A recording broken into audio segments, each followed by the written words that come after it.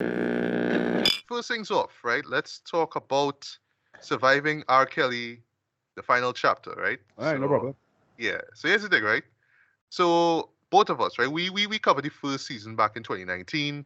I absolutely enjoyed the show, and I say enjoyed it in terms of how in depth it went into just showing how much of a fuckboy, and just a piece of shit, R. Kelly is. And yes, for those who are still R. Kelly fans and listening to this and expecting me to talk about this guy in a positive night, no, I'm gonna be throwing out cuss words and swears at this guy, right? Because he really really deserves that, right? But yeah, we covered it back in 2019, and we had like a lot to say about the show and about R. Kelly and just the insidious nature of the music and the music world. You know what I mean? And in terms of like, and especially with what R. Kelly was doing for 3 decades, which is pretty much grooming girls, young girls, under 18, bringing them into his fold, i.e., sex cult, and just demeaning them in just these cruel and inhumane ways, man. And it was just an eye opener for me, man. 'Cause, for years we were always like kind of wondering if it was really true or if it was all speculation or whatnot. And then, well, this show, coming from Lifetime of all places, pretty much just reveal everything by to the Well, point well, that well, I would well. well I was kind uh, of always, on the against him kind of thing. So it was like, yeah, it was kind of obvious and thing, and he had to go to court. right.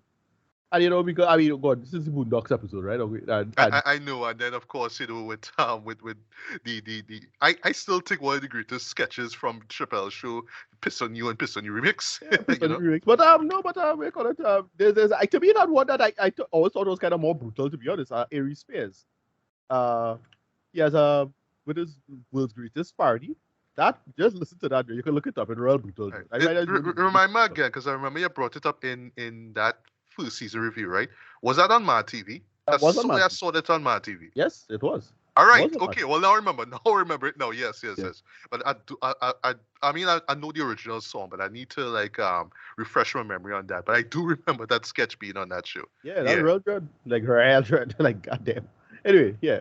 Yeah. So to me, it So wasn't one of those things that wasn't like I don't know. I mean, like it's one of those things here is what you're willing to accept or not. Like I was never impressed by, say, Michael Jackson accusations, for example. But it's like to right. me, Right. this just had seemed to have way more like hard evidence behind it, Yes. as opposed to say, and then well, Cosby is one of those things I turn around on because I was one of those that just had to come out and nobody knew or expected, as it was Right. now. So, but that one I ended up just accepting and believing ultimately. Right. Uh, And I'll bring up we need to talk about Cosby in this discussion here too, right? But yeah, go on. So like, but I don't know. But in the case of R. Kelly, I find it was just too much was there. Not too much weirdness. And yeah, from since the earlier thing, it was like, oh, okay, well, yeah, no shit. Like to me, yeah, that is how I always feel about it. So that's why there was never those things that just take way too long. It's just way too popular. Uh, and it's one of those things that is really, really there's puts the worst of there's a mix of the worst of celebrity culture and American black culture that's all rolled into one mess of a situation that finally collapsed, like implode on itself ultimately, finally, after all this time, Yeah. I really hard pressed to think anybody would be defending R. Kelly at this point. But whatever, we'll see. Oh no. But I will address this here. Even with that with the release of that show, there was still a lot of diehard fans who were just like taking shots at Lifetime, Yeah, taking shots at all the victims who showed up, who appeared on the show and pretty much just revealed, all these deep dark things that they went through it with R. Kelly. Yeah, they were fighting them down, man, right? And that leads into, well, all right. So before I get into the next, the final chapter, right? So, back in 2019, we just thought, all right, this is it. What I mean, mute R. Kelly, that's it, we done, right? But yeah. much to my surprise, I did not even know that there was a part two that came out the year afterwards called The Reckoning. That one, like I didn't even know about this till literally a week or so ago when I found out that at the beginning of this year, at the beginning of this year now, we had a third season called The Final Chapter. I was like, all right, we Right. that show's still going on. Because I thought that the first one just pretty much did its job and that was it, and everybody, you know It's like, all right, like what else is there to see now? You know what I mean? Like I know there's more to see, right? But that first season just gave you so much info, boy. It was just like, yeah, that's it. You know what I mean? It's like say no more, right? But yeah, we actually had a second season here, and there was pretty much pretty much addressing just the backlash now. You know what I mean? Surrounding that first season, they went even more into detail will actually bring up a few more victims, right? Sorry if I'm using the word victims, right? But that's essentially who they were, right? You know, what I mean, these women, mostly African American. There's one Latina by the name of Lizette Martinez, right? Yes. So yeah, I mean that season now, which is called The Reckoning, was just pretty much just this was around the time when the trial was about to begin, basically, right? And just more details came up, me more really sordid, really terrible stories, from behind the scenes or whatnot, and it just really went even more in depth into well, what it really did actually is really examine how a man like R. Kelly was able to pull this off for 3 decades, right? Right. Because if you remember for the first season, right, it usually, and I think this is the reason why some people kind of thought that what we heard in the first season was fake, right? Because there'll be instances where the girls will come and say, "All right, I met R. Kelly at so, and we hit it off, and we had this relationship." But then somebody else will come and say the same thing. They met at another spot, and we had this relationship, right? And then he was married, right? Well, R. Kelly was married already, right? So, like in my mind, recapping the first season, because yes, I actually rewatched or I actually watched the entire series, right? Yeah, it is easy for you to wonder, well, okay, how Kelly was able to juggle um all these victims, right? All Right. these, so-called girlfriends, right?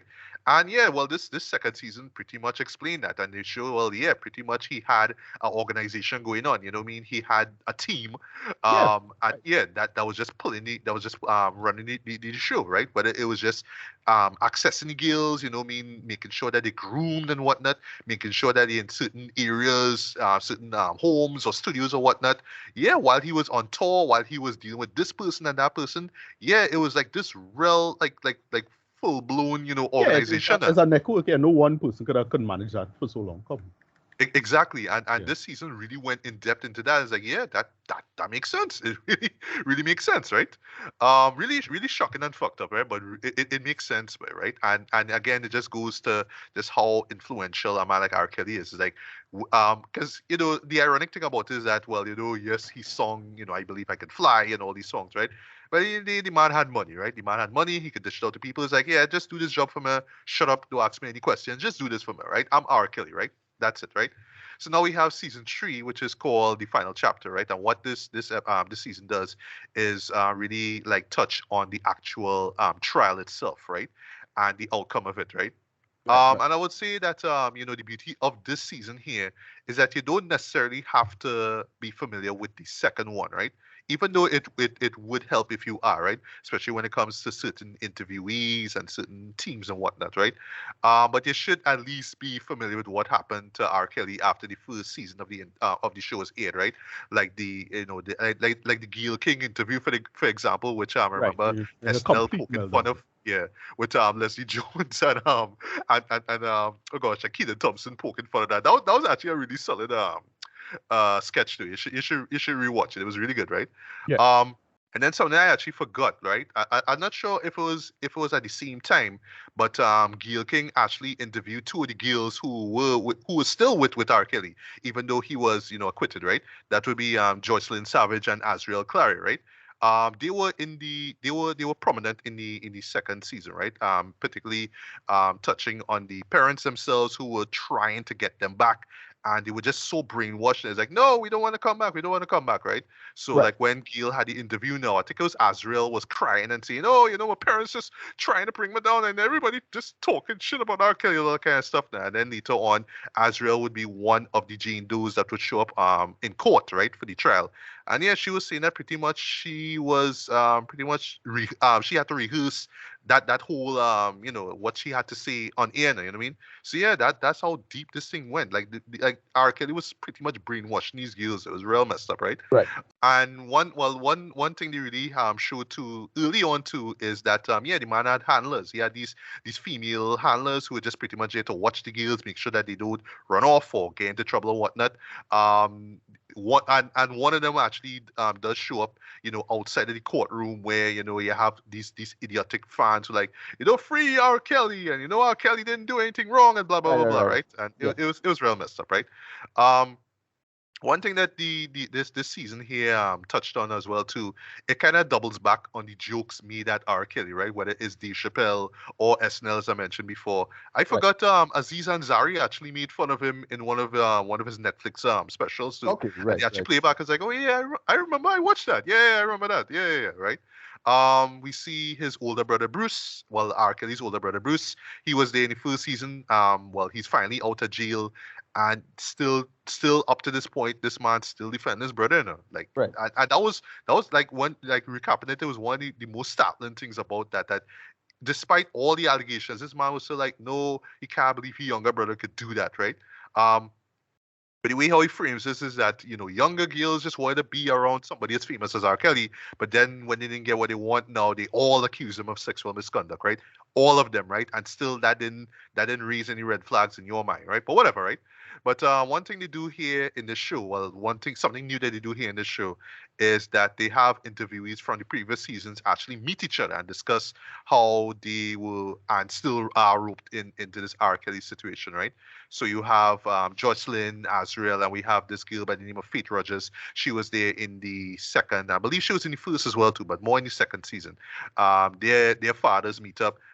Faith Rogers herself, who testified in the case, she meets up with Lizette, who I mentioned before, Kitty Jones, sorry, who was another victim. They were all like, meeting up to get together and discussing what went on, right?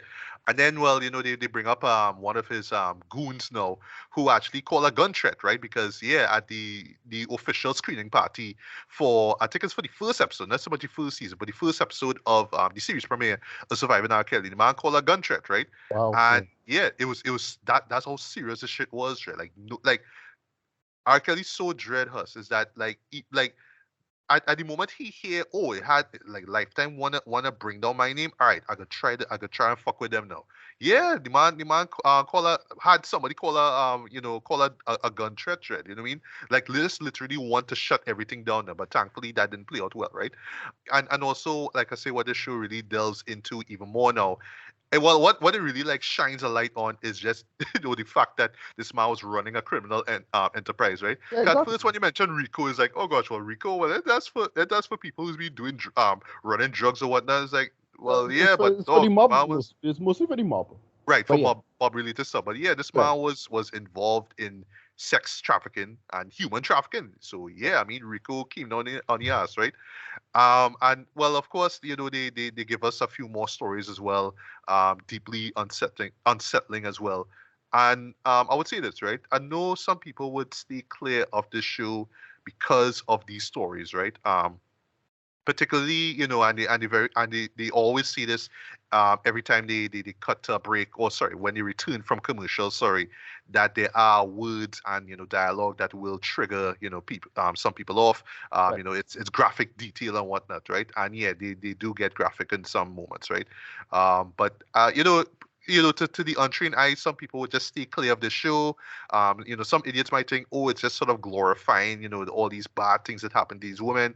Others Right. might think, okay, I just don't want to hear these things. I just want to stay in my little bubble and act as if, Well. all this I, dark shit happened and it does not affect me. But I would say stories like this need to be told, because we need to be aware that, things right. like this do happen, right? And it's not just in the entertainment world, but, in terms of just um relationships themselves. You know what I mean? Because yeah, it is domestic violence, right? That's what you're Right. seeing here, right? To an extent. And just well, what you do? I know you have something to say, so I'll just pause for a little bit after this little statement here. There's even like a few interviewees that show back up, who were there from the first season actually, and they will confess, yeah, they grew up in domestic either they grew up seeing domestic violence, or they were abused themselves or molested, sorry, themselves, right? So you could understand why they would not just look up to somebody like R. Kelly, you know what I mean, a guy who come in and say, oh, you have talent, you could sing and you have looks, I could make you into a star. But then also stay with him and keep deal with the violence, right, and the abuse, even though it is shameless and demeaning and brutal, right? But yeah, you was gonna say. No, no, I was just gonna say like I've got into the camp of after a while it's only so much of the stuff you can just take. Um, I don't think, but with R. Kelly, it's like to me, R. Kelly is a kind of foregone conclusion. So it's like at this Right. point, so I can't like at no point, like one more I need to hear now. It's like nah. So that I understand. Mm. right. Yeah, go ahead. Yeah, I Yeah, know. yeah, you're right, you're right. And I will say though, a show like this, I would, like, on the one hand, I will wholeheartedly recommend that you watch this. But at the same Right, time, if you felt like the first season was enough, right, and you're going off of just certain like news report or whatnot concerning the trial and the outcome and all that kind of stuff, then it's fine. Then you don't necessarily need to see this, right? But what I will say where this season shines now is that it just really puts that full stop to everything, right? It's like the women themselves really got that closure. Because and when you really think about it, it makes right, sense why we have a third season to begin with, right? Because yeah, even though the first season came out and everybody heard the stories and whatnot, um justice still was not served at that point, right? Because only like with the trial and the verdict and whatnot. Yes, now you're really seeing the just justice being served here, right? Just a couple things before I get to rate it, right? Around the same time, Kelly was found guilty. I actually forgot this, but it's a shame since I watched the docu series that made it to both of our best of lists. Our Bill Cosby was released and he had his charges dropped, right? right, And right. Well, I remember this. the thing with that is that it's not that he charged job. It's for a bullshit legal reason. It's not Oh, like right, he was. yeah, It's not like he was not guilty or it was of of made of, innocent of or of anything like that. everything, right, right. I understand. Right, but it's still a bad look. It was still like, oh, you're fucking serious. Yeah, It yeah, was but go quite. ahead. I remember that happening in the final episode of We Need to Talk About Cosby. And speaking of Right, that show, we boy W. Kamal Bell actually shows up. He was in the right, second season okay, as well too, right? And right, he actually he actually said something real cool, right? So Dream Hampton, right? She's the executive producer of the series, right? He was actually like amazed at the first season actually being a thing. Like he was just shocked that something like this actually came out, right? And got people like say John Legend and just oh gosh, what's her face? Why Angela not Angela she. Angela Yee, sorry, you know what I mean, for the right, morning, for the Breakfast Club, sorry, and just all these, celebrities and psychologists and the victims themselves really come out and just lay the truth out there, right? And you could see how that inspired him to do, the We Need to Talk About Cosby docu series, right? right, And I especially love the framing of that show as like, yeah, I was a kid who grew up in the '70s, and I grew up on Bill Cosby. You know right. what I mean? Way before he had the Cosby Show, so I know how big of a deal he was. And now to hear he do all these things, right? So I love how he frame it in a personal lens, right?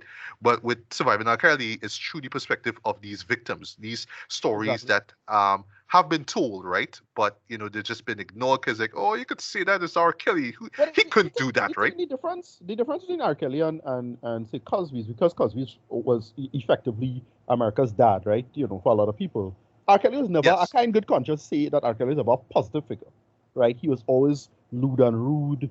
He always had that image of being, sexualizing himself effectively and whatnot. No, so Yeah. And it was even the worse paradigm is now. a different paradigm. Yeah, go Right, ahead. and it was even like even more contradictory now when he started doing these sort of like gospel-esque songs, right? Yeah, Whether exactly. it's I Believe I Can Fly or World's Greatest and stuff like that. Now. So is that duality that makes it hard for you to really, well, hard for some, I should say, to critique, to really critique R. Kelly back then, Right, because again, yes, right, he is the guy who sing Bump and Grind and Sex Me and all that kind of stuff, but he was that guy who sung World's Greatest and You right, Saved Me and I Believe I Could Fly. Like, how could this guy be, right? right. Although I just love oh gosh, I forgot to mention Tori, right? The journalist, right? He showed up and I love how Right, like even okay, in the right, yeah. first season he was, because I actually was reminded of this, right? where he actually interviewed R. Kelly back in the Right? 2000s, Yeah, I right? And there remember was a that. famous moment where he says, Yeah. did you have sex with underage girls? And Yeah. R. I Kelly said, say, yeah, you do need sorry, with yeah, and teenage R. girls. And Kelly just straight up do the when you Bill say Clinton teenage, what does thing. that mean? Yeah, R. Kelly was just straight up doing the Bill Clinton bullshit thing. Yes. What is what mean and sort of semantic crap. That's what I realized. You see that interview is when I was like, all right, well, this motherfucker definitely guilty. See when you can't get a straight answer, it's like, nah, he gone. Sorry. Yeah, like the man just asks a simple question. Torres says it too in the first season. It's a simple, basic question. It's either yes or no. It's like, Yeah. oh, when you say teenage, well, what do you mean? What do you mean specifically? Yeah. Come down, man, bro. Yeah, come on. But yeah, but get back to these stories now, because yeah, these women were telling these stories for years, right? And I just got to touch briefly on this guy by the name of Jim Derogatis, right? A reporter. He's been covering Kelly's like activities for years, right? And yeah, like in the end of the season, they actually praised him, right? Because he was there from since day one with this series, Right. right? This white guy actually of all people, right? And he was saying yes, he was listening to these girls and these allegations for years, and he found the evidence and he proved it, right? He proved that R. Kelly did all these things, but still, and he actually posted articles on BuzzFeed and other, I think he posted for the Chicago Sun Times or something like that. But Right. still, people was like, nah, we don't care. What are you talking about, boy? Right. But still, it's like at the end of it all, it's just like, yeah, we gotta thank man for not giving up on these women, right? That was really great, right? As for gripes, though, what I mean, just to close things off, right? That's just minor ones, though. Right. Oh, sorry, before I get to gripes, I forgot to mention one last thing, right? But one thing this show does as well, right? And again, is the idea of closure. They touch on a layer thread, and Right. there was actually I didn't even know this. There was actually like a moment, sorry, in the trial itself where yeah they delved into Aaliyah, right? They talked about her being married at age 15 and Yeah. how they doctored the marriage certificate and just all the chicanery that was going on behind the scenes, right? Yeah. And yeah, it was just that was actually a really powerful moment though actually because even though Aaliyah passed away in 2001, like but it is clear that our Kelly did mistreat and whatnot, right? Not as bad as those other girls, but still, you're marrying a 15-year-old girl and you're like what 27 years old. Come the fuck on, Yeah. right? Yeah. But still, like even she and all, even though There's she's not nothing with R. here, Kelly, it's closure. You know what I mean in the That's show. another thing. You always in your head. In my head, I never really get grant myself how old he was. Like it done bad. Like later say he was 18. It done be bad. Like that's bad Exactly, already. because of her age alone, right? Yeah. Right. That done bad. Right. Exactly. But like in my head, I was like, I keep thinking, well, R. Kelly was like 20 or something like that. I was like, no, this motherfucker was already 27. Just like Jesus Christ, you fuck, just Yeah, boy. yeah. Yeah. That's real messed up. But like I say, even Aaliyah's spirit gets closure. Taxes trap, right? As for gripes, minor ones, kind of the same thing that I mentioned before. The show does rely on some overuse, like dramatic, visual and audio embellishments to Right. like heighten the tension of the scene. Especially when they before cut into commercial break, right? They'll echo like words will get echoed and visuals will be Yeah, distorted, yeah, right? yeah. You don't need And to it's, do it's all that that bullshit. kind of thing. Yeah, it's that kind of thing that And you, that you, stuff, you just when you do it like that is to me is make it take it less seriously. I don't like when people do that because like yeah, no, just right. play it. Matter of fact, you show people's emotions, but you don't need to do that bullshit. It's not a drama story. Like chill out. Exactly. Yeah, Although I know why it's done like that, like it's the oh exactly. shit moment, the holy shit moment. I Yeah, need to see what happens next. But yeah. at It's times it like could feel kind of gimmicky and to the yeah, it's detriment dumb. of the show, the message, right? Yeah. Yeah, But other than that, though, this was a really satisfying conclusion to this right, series, man. right. Again, to show that we more or less locked off from since 2019 because we thought, all right, well, R. Kelly's exposed, so that's it, right? But Yeah, I would say this includes it. Just looking at this entire series, it needed to play out this way, right? Yes, it is uncomfortable, and I would say that if you have a weak stomach, this is absolutely not for you. If certain words, related to sexual abuse or rape or whatnot, trigger you off easily or just make you feel uncomfortable, then yeah, I would recommend that you don't watch this, right? But right. I will defend the show and say that it's not done in a gratuitous way. It's that argument, right? Like again, just going back to the whole bubble thing. If I don't hear these things, if I don't entertain these things, then I could just sleep good, basically, right? Right. But I would say, just looking at this whole series, right? Um, these stories needed to be told, and not just to bring down R. Kelly, but just to show, I mean, again, just just how bad women do have it, especially African American women, right? Especially black girls, I would say, right? Yeah, really do have it when it comes to relationships, man. You know what I mean? And I mean, I actually do want kids in the near future, right? So what I mean, I don't want my daughter to get roped up with some hardback man doing shit like that, right? So it's good to kind of watch something like this as a caution, as these cautionary tales, right? But at the heart of it all is really about the strength and the courage of these women, right? Because Right. yeah, they really did put themselves out there, right? To the point that they had to deal with like backlash in social media for like for months. You know what I mean? After the first season was aired, up to the point of the trial itself, right? Yeah. They really had to deal with a lot, but they just sold it through, right? And and I would say a majority of them are living great lives right now, right? Of course, they have to deal with therapy and whatnot, but yeah, they are a much better place than they were before, man. And you have to give thanks to this show here for at least shining a light on these women, right? Right. So Right. yeah, rating wise, I'm gonna go with the same rating that I had with the first season. I'm gonna give this a light 4.5 out of 5, man. This was a great season. This was a great show as a whole, and I would say it was a great way to end the series, man.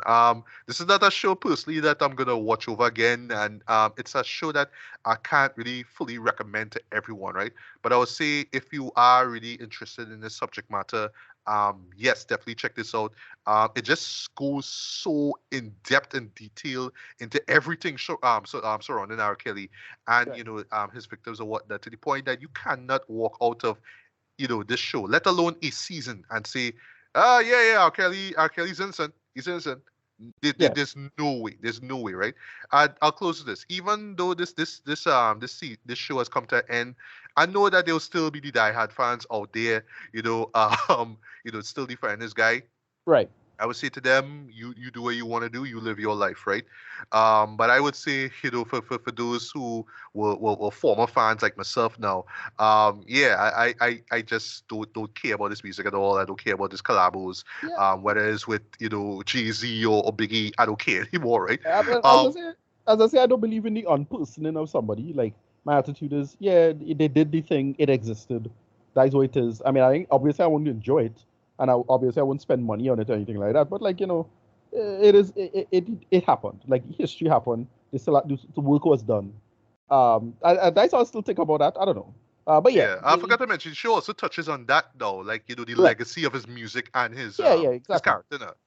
Right. Should we still listen to his music even though we've heard all these stories, or No, should no, we just like kind of treat them as it is, music, right? You know what it no, is, right? well, that's not a point. I'm like it's not like I'm saying, oh, it should be played on the radio, anything like that. Like first thing, anything involving money, it had to go. Period. So anything involving royalties, or you could probably, I don't know if you could spin it like this, because some people suggest that it should go to like women's charities or something like that. Nah, that's still kind of poisoning the discussion a little bit. But like no, it's just articles of history. That's how I treat it. They made the album. I remember listening to it at the time, but I don't act as if it didn't happen. I hate when people do that. Agreed. Hmm. That kind of thing. No, it's like no, I remember my life. I don't know. It's something it's something about that. That I wouldn't outright say dishonesty, but it's just I have a distrust of that. Let's call it a segregation of history almost now. Hmm.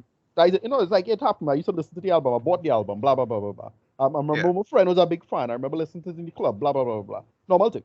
That Yeah. kind of Yeah. stuff, right? It not it don't make the memory worse or anything like that. Like that's not the thing. That's how I feel about it. Anyway, that's me.